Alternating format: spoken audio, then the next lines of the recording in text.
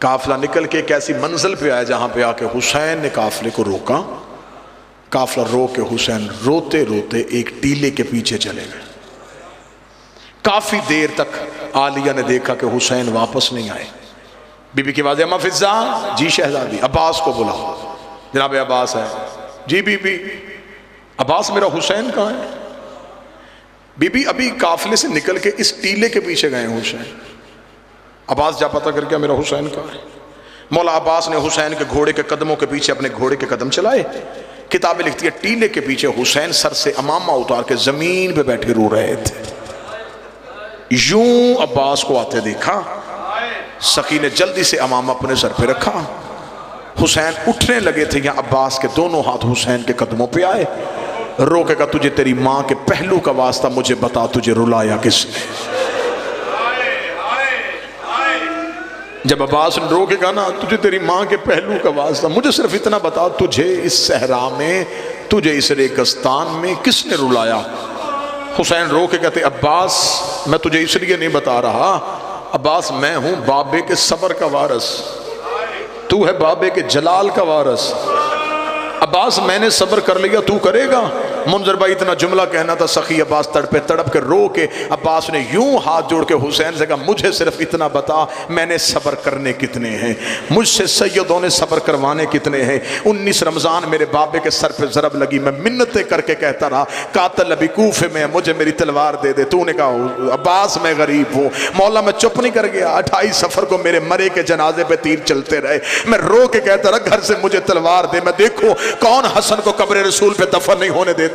بہن اور بھائی نے اکٹھے ہو کے کہا عباس ہم غریب ہیں. میں چپ نہیں کر گیا. 28 رجب کو اونٹ دروازے پہ آئے. میں منتیں کر کر کے کہتا رہا ایک تلوار مجھے دے دے، ایک مسلم کو دے دے، ایک محمد حنفیہ کو دے دے، ایک اپنے اکبر کو دے دے. تو علی کی بیٹیاں لے کے مدینے بیٹھا رہے. اگر شام سے پہلے کوفے کے دروازے پہ اپنا علم نہ لگاؤ مجھے علی کا لال نہ کہنا. تو نے کہا عباس میں غریب ہوں. مولا میں چپ نہیں کر گیا. مولا تو نے چلتے ہوئے محمل سے اکبر کی بہن کو اتارا. میں رو رو کے کہتا رہا جہاں سکینہ جا رہی ہے وہاں صغرا کو جانے. تو نے کہا عباس میں غریب. مولا میں چپ نہیں کر گیا. مولا کتنے صبر کروانے. حسین رو کے کہتے عباس میرا لال حوصلہ، عباس حوصلہ. عباس ابھی تو بڑے صبر کرنے ہیں. عباس کی آنکھیں نہیں یوں ہیں جیسے بادل برس رہے ہیں. داڑھی آنسوؤں سے بھر گئی. عباس سسکیاں لے کے رونے لگے. حسین نے یوں سخی عباس کو سینے سے لگایا. عباس حوصلہ، عباس حوصلہ. عباس میں تجھے بتا دوں گا. نہیں مولا مجھے بتا آپ کیوں روئے تھے؟ عباس اتنا کیوں بار بار پوچھ رہا ہے؟ عباس رو کہتے میری مجبوری ہے مولا، آپ کو عالیہ نے بلایا ہے. ابھی آپ عالیہ کے محمل کے قریب جائیں گے. علی کی بیٹی تیری آنکھیں دیکھے گی. اگر تیری آنکھ آنسو زینب کو نظر آ گیا. زینب نے مجھے بلا کے پوچھ لیا عباس تو بھی زندہ رہا، حسین بھی روتا رہا. مولا میں کیا جواب دوں گا؟ حسین نے آخری سطر حسین تڑپے.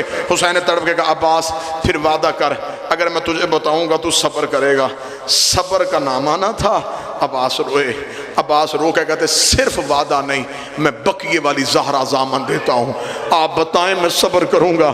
اتنا جملہ کہنا سرکار میں آپ کی نظر جملہ کرنے لگا. اتنا جملہ کہنا تھا. یا حسین نے رو کے کہا عباس اب ذرا میری 2 انگلیوں کے درمیان دیکھ. عباس نے 2 انگلیوں کے درمیان دیکھا. عباس نے کہتے مولا کوئی دارالعمارہ کی چھت ہے، کوئی غریب مسافر ہے، اس کے ابرو کٹے ہوئے ہیں. مولا اس کی گردن میں ننگی تلوار ہے. مولا کبھی وہ مدینے کو دیکھتا ہے کبھی وہ نجف کو دیکھتا ہے. حسین کی آواز آئی عباس پہچان یہ کون ہے؟ عباس نے حسرت کے ہاتھ ملے. عباس کی آواز آئی ہے مولا کہیں میری رقیہ تو نہیں اجڑ گئی. آواز آئی ہاں یہ میرا مسلم ہے. مسلم کا نام آنا تھا. عباس نے تلوار ریت میں پھینکی. رو کے کہا تجھے تیری ماں کا واسطہ میں جنگ نہیں کرتا. ایک دفعہ زمین کی تنابیں کھینچ مجھے کوفے پہنچا. حسین کا کوفے جا کے کیا کرے گا؟ فرمایا پردیس میں لاشا کون اٹھائے گا؟ مسلم کا جنازہ کون پڑھے گا؟ آواز آئی اب ذرا زمین پہ دیکھ. عباس کی آواز آئی مولا انگلیاں ہٹا لے. ایک کالے برکے والی بی بی ہے جس کا پہلو پہ ہاتھ ہے. دارالعمارہ کے نیچے اپنی چادر پھیلا کے رو کے کہہ رہی ہے آؤ میرے غریب کا وکیل بیٹا، آؤ میرا کربلا کا پہلا شہید بیٹا.